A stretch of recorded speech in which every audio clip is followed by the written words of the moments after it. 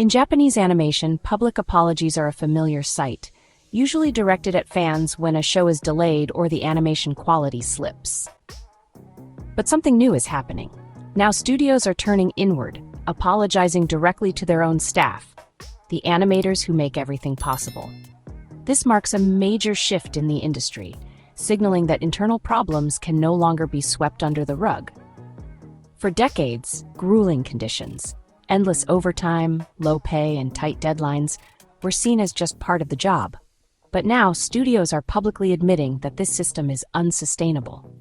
In 2021, MAPPA, one of the industry's biggest names, issued a rare apology after animators spoke out about being forced to work on 4 shows at once.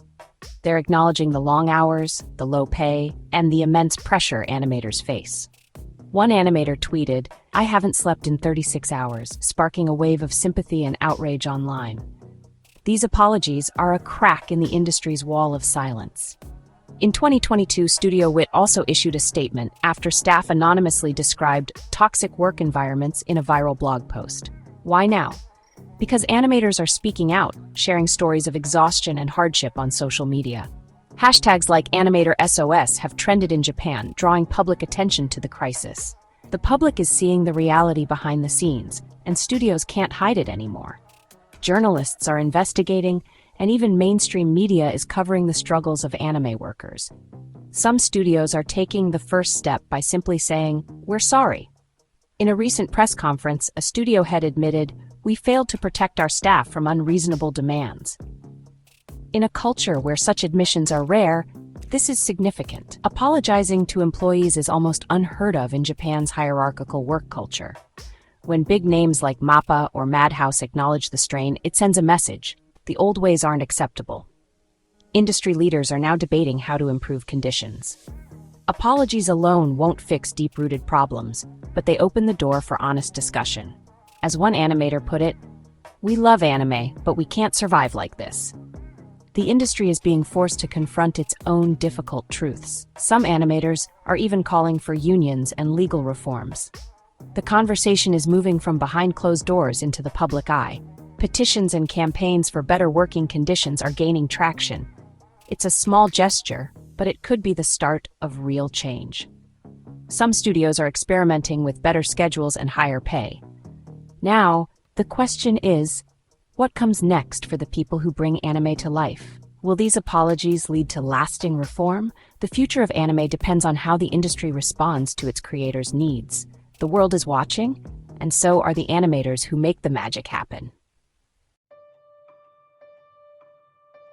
For many, working in anime is a dream, creating worlds like those in beloved series such as Naruto or Attack on Titan. But behind the magic, the reality is far from glamorous. Most animators spend 10 to 12 hours a day at their desks, drawing frame after frame under relentless deadlines. According to a 2021 survey by the Japan Animation Creators Association, over 60% of animators reported working overtime every week. One animator, Yuki, recalls missing her sister's wedding because she couldn't leave the studio.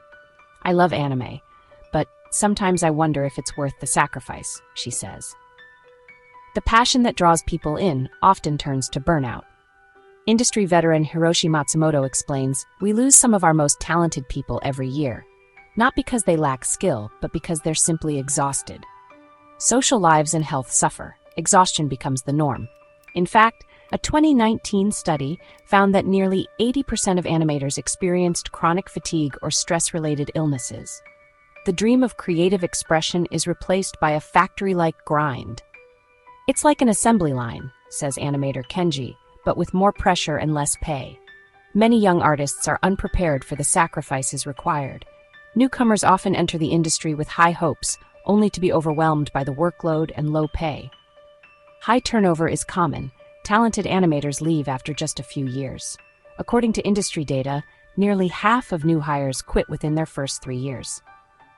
The industry attracts passionate people, but the system can crush their spirit. "I've seen friends give up on their dreams because they just couldn't survive," says veteran animator Mika. Surviving on passion alone isn't enough. A sustainable career is needed. The average starting salary for an animator in Japan is less than $10,000 a year, barely enough to live on in Tokyo. The loss of experienced artists is a huge blow to the industry's future. Studios struggle to maintain quality as veterans leave and newcomers burn out. The contrast between dream and reality is a core problem. We need to change the system, says industry analyst Ayumi Tanaka, or we risk losing the very people who make anime possible. The harsh truth: this system pushes too many away. For every success story, there are countless others who quietly disappear. The industry must change if it wants to keep its talent. Unions and advocacy groups are beginning to speak out, demanding better pay and working conditions. Otherwise, the dream of making anime will remain out of reach for most, leaving only empty desks and lost potential behind. For many new animators, their first real shock is discovering how they're paid. Not by salary, but almost entirely per drawing. Each frame completed earns them a set fee, often less than $2 per drawing. Unlike most creative industries, where artists might receive a monthly wage or project-based payment, anime studios still cling to this piece rate system. To make ends meet, in between animators, those responsible for the countless frames between key poses must churn out dozens, sometimes hundreds of drawings every single day. The pressure is relentless. Many report earning less than $700 a month despite working 12 or more hours a day. Some take on second jobs like convenience store shifts or rely on family just to survive. This pay structure dates back to the early days of Japanese animation, when studios were small and projects less demanding. Back then, the per-frame system made sense for a handful of artists working on short films.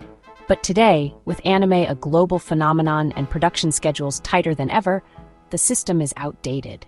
In contrast, animators in Western studios like Pixar or DreamWorks typically receive salaries, benefits, and overtime pay. Real-life stories highlight the toll. One animator described sleeping under their desk for weeks, while another said they had to quit after their health collapsed. Studios continue to profit, but the artists, the heart of the industry, are left struggling. Until the pay system is reformed, burnout and exploitation will persist. Apologies from studios ring hollow without real structural change. For years, animators' struggles were an open secret, endured in silence. But in the last 2 years, the situation reached a breaking point. Social media changed that, giving animators a voice to share their hardships. Platforms like Twitter and YouTube became outlets for whistleblowers. Tweets about low pay and brutal hours went viral, making the issues impossible to ignore. In 2023, a single animator's thread about collapsing at their desk was shared over 100,000 times. High-profile meltdowns like the production delays and staff walkouts at MAPPA and Studio Wit exposed the chaos behind the scenes. Leaked interviews with exhausted staff revealed impossible deadlines and unpaid overtime. Fans saw quality drop, and animators explained why in real time. At Anime Expo 2023, veteran animators openly discussed burnout and the toll on their health. The illusion of a magical process was shattered. Poor conditions hurt both staff and the anime itself. Analysts pointed to a surge in rushed productions and unfinished episodes. Studios could no longer control the narrative. Journalists and labor advocates began investigating, and unionization efforts gained momentum. International partners took notice, worried about their investments. Streaming giants like Netflix and Crunchyroll demanded accountability from Japanese studios. Pressure mounted from animators, fans, and business partners alike. Petitions for reform gathered tens of thousands of signatures. The industry had to respond. The silence was broken. Studios issued public statements and promised reforms. Public accountability had finally arrived. Executives issued apologies and outlined plans for change. The era of suffering in silence was over. The industry's breaking point had sparked a movement for lasting change. Under mounting pressure from both fans and industry insiders, studios began issuing formal apologies, not just for production delays but for the well-being of their staff. Executives have released statements acknowledging the unacceptable working conditions and vowing to do better. Studios like MAPPA have promised better training, improved workspaces, and the introduction of some salaried positions. In official statements, they've emphasized a commitment to sustainable creativity and supporting our artists. Kyoto Animation's model of full-time employment is being emulated, with several studios citing it as a gold standard for staff treatment in their public communications. Some studios have pledged to raise pay rates and move more staff off freelance contracts, promising greater job security and fairer compensation. These promises are part of a larger PR strategy. Studios are carefully crafting their messaging, hoping to rebuild trust with both animators and the public. Analysts note that these apologies are often timed with major releases or after public backlash, suggesting a calculated approach. New facilities and training programs are positive steps, and some animators have expressed cautious optimism. However, many in the community point out that these changes don't address the root issues of overwork and low pay. The depth of studios' commitment is still being tested. Community reactions are mixed. Some praise the transparency, while others remain skeptical, demanding concrete results rather than promises. Apologies are a start, not a solution. The industry and its fans are watching closely to see if real change will follow. There are signs of progress. More transparency, some salaried positions, and a few studios like MAPPA and Kyoto Animation have begun offering full-time contracts to key staff. Organizations like NAFCA are advocating for workers' rights, pushing for standardized contracts and health benefits. Some studios are rethinking schedules to avoid burnout and poor quality. For example, PA Works has implemented staggered deadlines and mandatory rest days. But the pay-per-drawing system remains widespread, and many animators, especially freelancers, report earning less than minimum wage. Overproduction and tight deadlines persist as global demand grows. Animators describe crunch periods as routine, not exceptional. Smaller studios struggle to implement reforms. Many lack the resources to offer stable contracts or benefits, despite good intentions. Progress is uneven. Experiences vary widely between studios. Some animators praise supportive management, while others feel trapped in exploitative cycles. The old system's foundation is cracked, with outdated practices still shaping daily life for many, but not rebuilt. Studio executives acknowledge the need for change, but cite financial pressures and tight production cycles as major obstacles. Animators call for more direct involvement in decision-making. The future depends on turning apologies into action through collaboration, investment, and a willingness to break with tradition for the sake of the people who bring anime to life. For fans, it's easy to forget the human cost behind each episode. Every frame we love is the result of countless late nights, missed family dinners, and personal sacrifices. Overworked, underpaid animators lead to lower quality and rushed scenes. Some animators have shared stories of sleeping under their desks or not seeing their children for days at a time. The global anime boom has fueled impossible deadlines and production crunch. One young artist described breaking down in tears after a 20-hour shift, wondering if their dream job was worth the pain. As fans, our demand drives this system. The excitement we feel at conventions is built on the exhaustion of those behind the scenes. Supporting the industry means more than paying for a subscription. It means recognizing the people whose passion brings these worlds to life. Celebrate studios that treat staff well and be patient with delays.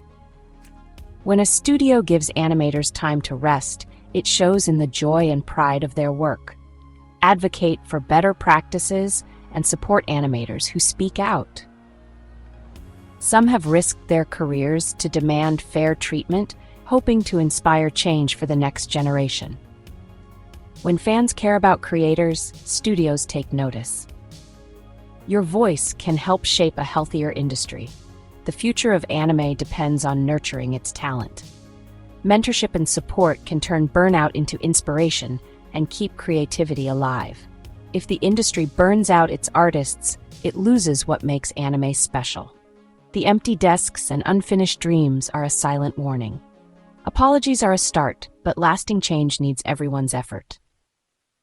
Real progress means listening to animators' voices and valuing their well-being. The well-being of creators is the foundation of anime's future. When animators thrive, so does the art we all cherish.